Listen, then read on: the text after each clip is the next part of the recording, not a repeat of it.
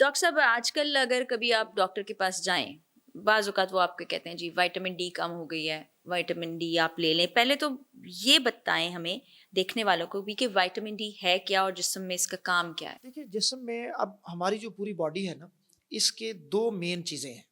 एक है स्ट्रक्चर और एक है फंक्शन। फंक्शन रोज़मर्रा आपके काम हैं और स्ट्रक्चर ये है कि आपकी बॉडी जो पूरी बनी हुई है, जिसमें आपकी हड्डियाँ हैं और गोश्त है साथ, उसको सपोर्ट चाहिए और उसको खुराक चाहिए। बिल्कुल इसी तरह जिस तरह गाड़ी है, उसको चीज़ें चाहिए।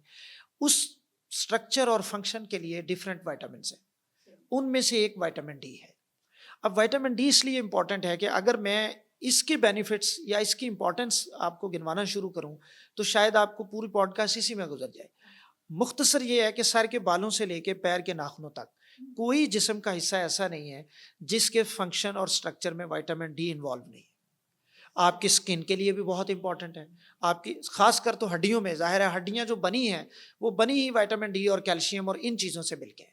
अब उसमें इसका मेजर रोल होता है हड्डियों में। फिर आपके पट्ठों में इसका बहुत रोल है, फिर किडनीज़ में, आपके हार्ट प्रॉब्लम्स जो लोगों को हो जाते हैं। फिर एक और बड़ी इसकी चीज़ होती है, आपकी स्किन अगर इश्यूज़ होते हैं, तो उसमें भी विटामिन जो है अच्छा, विटामिन डी इसका इम्पोर्टेंट रोल है। सो विटामिन डी इसलिए बड़ा इम्पोर्टेंट है। यानी हम जो सिर्फ़ समझते हैं हड्डियों की मज़बूती के लिए वो नहीं, ये तो पूरी बॉडी के लिए बड़ा नहीं, वही मैं इम्पोर्टेंट आपको है। बता रहा हूँ ना। देखिए, अगर लोगों के बाल गिर रहे हैं, उसमें भी हुँ, विटामिन डी का रोल है। ये तो आपके कमाल नाखून कमाल ही है। खराब हो रहे हैं, उसमें भी विटामिन डी का रोल है। सो विटामिन डी एक बेसिक ऐसा विटामिन है जो आपके फंक्शन और स्ट्रक्चर दोनों चीज़ों के लिए बहुत इम्पोर्टेंट है। बड़ा ज़रूरी विटामिन डी है और इसकी डेफ़िशिएंसी भी हमारे यहाँ हो जाती है। अलामात क्या होती हैं डॉक्टर? देखिए, डेफिशिएंसी दुनिया में वर्ल्ड वाइड ही विटामिन डी की डेफिशिएंसी रहती है। तकरीबन 12 से 15% लोग दुनिया में विटामिन डी डेफिशिएंसी का शिकार हैं और पाकिस्तान में ये तादाद बहुत ज़्यादा है और हमारे यहाँ ज़्यादा मसला ख़वातीन को है, अगर हम देखें रूटीन लाइफ में तो अपनी। अच्छा, अब चूँकि इस विटामिन का जो सबसे बड़ा सोर्स है वो सूरज की रोशनी है। सनशाइन विटामिन इसको कहा जाता है। लेकिन हमारे यहाँ सूरज की रोशनी शहरों में तो बहुत लोग उससे घर इस तरह के होते हैं कि वो आती नहीं है, लोग उसमें बैठते नहीं हैं। दूसरा मसला ये होता है कि ख़वातीन हैं या लोग हैं वो कॉन्शियस होते हैं कि हमारा रंग रंग जो काला है हो वो जाएगा। काला हो हाँ। जाएगा धूप में जाने से। बच्चों को भी लोग नहीं बैठने देते। सो इस वजह से या हमारे यहाँ बाज़ ख़वातीन पर्दा करती हैं, उनका एक्सपोज़र नहीं है सन से, तो उस वजह से उनको ये विटामिन डी डेफ़िशिएंसी हो जाती है। फिर एक बड़ा मसला हमारे यहाँ ख़वातीन में होता है कि उनकी खुराक अच्छी नहीं है और जब उनकी खुराक अच्छी नहीं है तो विटामिन डी तो फिर कम है। अब विटामिन डी की अलामत आपने जिस तरह पूछी है ना, आप बहुत सारे लोग आपको मिलेंगे रोज़मर्रा लाइफ़ में कि वो कहते हैं जी मैं सब कुछ ठीक है मेरा, लेकिन मेरी थकावट नहीं ख़त्म होती। इसकी एक बड़ी वजह आप अपना विटामिन डी चेक करवाएँ, उसकी कमी है। आप देखते हैं आपने नींद तो 6-7 घंटे पूरी की है, अब आप उठे हैं लेकिन अब आपको उठने का दिल नहीं है। उसी तरह की हालत है आपकी कि जैसे आप हालाँकि सोने के बाद तो बंदा फ्रेश फ़ील करता है ना, वो प्रॉब्लम एक विटामिन डी की उसकी कमी हो सकती है। फिर हड्डियों में दर्द, जोड़ों में दर्द रहने लग जाता है लोगों को। अच्छा, इसका आम तौर पे पता नहीं चलता। इसका पता तब चलता है जब आप अपने आप को एक्स्ट्रा लोड में इन्वॉल्व करते हैं। कोई टीचर है, उसने 1 घंटा खड़े होके पढ़ाया, उसको कमर दर्द स्टार्ट हो जाएगी। कोई ड्राइवर है, उसने ड्राइविंग की है, अब उसके पीछे वजह विटामिन डी की कमी हो सकती है। ज़रूरी नहीं कि वही हूँ, लेकिन एक बड़ी वजह जो है वो विटामिन डी की कमी है, क्योंकि मैंने इसको बहुत कॉमन नोट किया है अपने क्लिनिक में और अपनी प्रैक्टिस में। मसलन पिछले दिनों हमारे एक दोस्त ही हैं, उन्होंने कमर दर्द की शिकायत की और एज ऐसी नहीं है कि 25-30 साल तो कमर दर्द नहीं है मसला। लेकिन उनका जब मैंने विटामिन डी करवाया तो वो लोएस्ट लेवल पे था, 15 थी उसकी वैल्यू। नॉर्मल वैल्यू नॉर्मल इसकी वैल्यू देखिए 30 से ज़्यादा होनी चाहिए। 30 से 100 तक इसकी नॉर्मल वैल्यू है और इसमें भी लोग समझते हैं कि अगर 33 है, 35 है तो नॉर्मल है। ये तो बिल्कुल आप बॉर्डर लाइन पे है ना। आपको 50 में होना चाहिए, 60 में होना चाहिए विटामिन डी का लेवल। सो उसका मैंने विटामिन डी लेवल करवाया और बहुत लो था।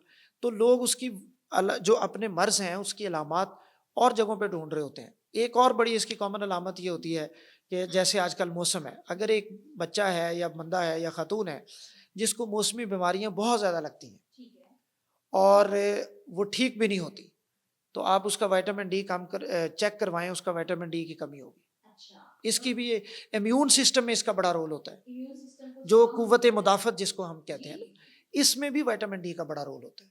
सो ये चीज़ें बड़ी इंपॉर्टेंट हैं। ये बड़ा ही अहम आपने नुक्ता बताया है कि हम जिन चीज़ों को इग्नोर कर देते हैं, हम समझते हैं कोई और बीमारी है, वो असल में विटामिन डी की कमी है। हो सकती है ना, एक हो सकती है जी, उसकी वजह। डॉक्टर साहब अक्सर जाएँ आप डॉक्टर साहब के पास या बताएँ इस तरह की सारी अलामात, तो वो आपको इंजेक्शन पीने को दे देते हैं विटामिन डी के या कोई कैप्सूल खाने को दे देते हैं। तो उस वो क्या वाक़ई सही किरदार अब अदा तो करते आप हैं? मैडम ना भी जाएँ तो लोग खुद भी ले लेते हैं। अब तो लोग क्या फार्मेसी पे जाके कह देते हैं कि जी हमें विटामिन डी का कैप्सूल दे दें। खुद ही 2 कमी लाख कर ली। इंटरनेशनल यूनिट्स वाला जी, कैप्सूल जी, जी, जी, मार्केट में जी। बड़ा आता है, ठीक है। और वो लोग हफ्ते बाद 2 हफ्ते बाद ले लेते हैं, बड़ा कॉमन है ये। अच्छा, इस कैप्सूल की तरफ आने से पहले मैं एक छोटी-सी चीज़ आपको बताना चाहता हूँ। हमारे यहाँ ख़वातीन में जो कमर दर्द होती है, उसकी एक बड़ी वजह विटामिन डी की कमी है। और उसकी वजह क्या होती है? 30 से या 25 से 35 साल तक की जो ख़वातीन हैं, उनमें आप देखेंगे कि जोड़ों, हड्डियों और कमर के बड़े मसाइल हैं। और उनमें ये एज है बच्चों की पैदाइश की, ठीक है? 2 बच्चे हैं, 3 बच्चे हैं, 4 बच्चे हैं इस एज में किसी खातून के। इसका मतलब है अगर आप कम से कम भी 2 या 3 बच्चे भी अगर आप कहें, तो 3 बच्चों का मतलब है कि ये 3 साल वो माँ के पेट में हैं और 3 साल उन्होंने दूध पिया है, तो ये 6-7 साल का, 8 साल का उसका अरसा बन जाता है उस खातून का। इस दौरान उस खातून ने 1 नहीं बल्कि 2 जिस्मों को पाला है। उसने अपनी भी ज़ाहिर है अपने आप को पाला है और फिर उस बच्चे को भी पाला है जो उसके पेट में है माँ के या उससे दूध पी रहा है वो। अब इस दौरान वो बच्चा जो है वो तो अपनी बेस्ट डाइट ले रहा है माँ से, लेकिन माँ कॉम्प्रोमाइज़ हो जाती है। वो जब कॉम्प्रोमाइज़ होती है उसकी डाइट, अनफॉर्चुनेटली हमारी सोसाइटी में बहुत से लोग तो उस टाइम डाइट का ख्याल नहीं रखते, या बाज़ लोग ऐसे हैं वो खुद ही नहीं लेते। ख़वातीन डाइट कॉन्शियस होती हैं, जिनको मैसर है वो लेते नहीं हैं, बाज़ को मैसर नहीं होती ये चीज़ें। अच्छा, उस दौरान मेजर डेफिशिएंसी हो जाती है, आपकी बोन्स की स्ट्रेंथ जो है वो लूज़ हो जाती है, वीक हो जाते हैं आप। उस तरह से फिर ख़वातीन को ये मसला स्टार्ट होता है। सो इस एज की जो ख़वातीन हैं, उनको अपना पुराने ज़मानों में देखें एक चीज़ इस्तेमाल होती थी, उसे पांडा कहते थे। जी, एक खातून का पंजीरी, एक बच्चा हुआ है तो उसको, ये वो चीज़ें बेसिकली थी जो उसको सपोर्ट सिस्टम था एक। अब उस सपोर्ट सिस्टम के लिए आपको रूटीन में, जब वो उस एज में हैं, तो वो उस रूटीन लाइफ में उनको दूध की तरफ, फल की तरफ, ड्राई फ्रूट्स की तरफ उनको आना चाहिए। सो अभी आपने पूछा था जो कैप्सूल की बात, ये कैप्सूल ले लेने में हर्ज नहीं है, लोग लेते हैं, आपको ले लेना चाहिए 2 हफ्ते बाद, 3 हफ्ते बाद, इवन अगर आप महीने बाद 1 ले लेते हैं, तो आपकी सारी रिक्वायरमेंट पूरी हो जाती है। अगर आपको डेफिशिएंसी नहीं है तो आपको उसको में लेने में हर्ज नहीं।